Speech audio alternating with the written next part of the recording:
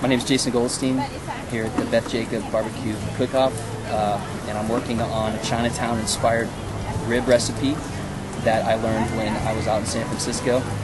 This has been in Chinese families for generations, and it's inspired by the hoisin plum base with a nice soy, ginger, and 5-spice infused recipes. So you slow cook these ribs after overnight marination, and when the marinade has infused in, then you'll put it back over the coals and sear up the meat, and it should be ready and tasty by then.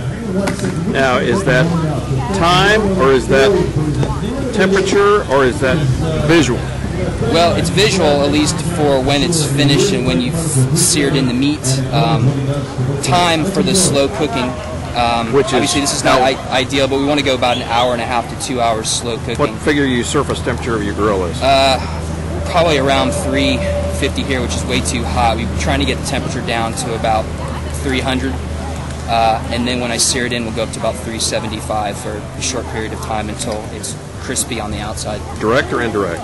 It's going to probably be indirect on this grill because it's just getting way too hot. Okay. And turn-in time is, what time do you estimate?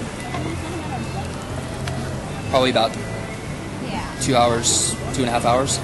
So you're going to rest these before you turn them in? No, total cook time about 2.5 hours. Probably let them cool down for about 20 to 30 minutes. Hey, I'm Earl Berman here at Beth Jacob's Kosher BBQ in Atlanta, Georgia at Toco Hills.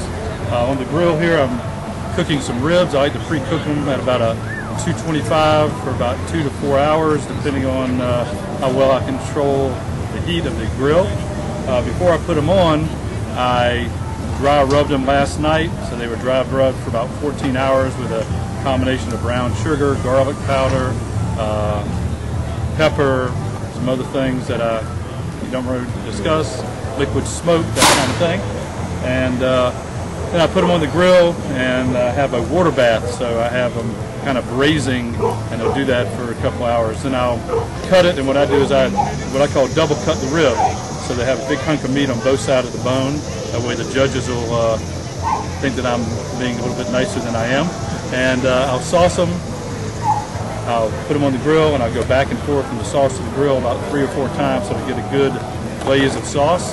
The sauce is a vinegar pepper based sauce. It has what I call a double kick. It has some volatile oils that give you a little blush of pepper at the beginning and a black pepper at the end, so it's a total enjoyment of spice, and I hope that it'll be successful today.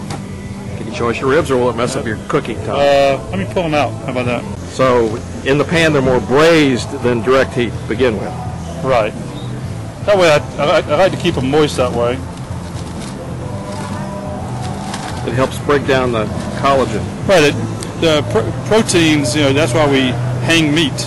We hang meat so that the cross bridging of the proteins, they have natural enzymes in the meat, and when we hang it, or you age the meat, the cross bridging of the muscles relax and tenderize it. So it's the same thing when you slow cook. It's a breakdown of the protein so that the muscle will relax and cause it to be tender. So all those years in medical school and practicing medicine, my subspecialty is sports medicine, has helped me be a better barbecue cook. So here's the rib. It's got the dry rub, and it's got the water. You can see it's already starting to pull away from the bone, so you can tell that it's very tender. You can take hold of the bone and kind of wiggle it a little bit. Sorry, this bone here is about ready to fall off. So I'll probably cook about another 30 minutes, and I'll just let it rest until I sauce it up, and we'll see how things go.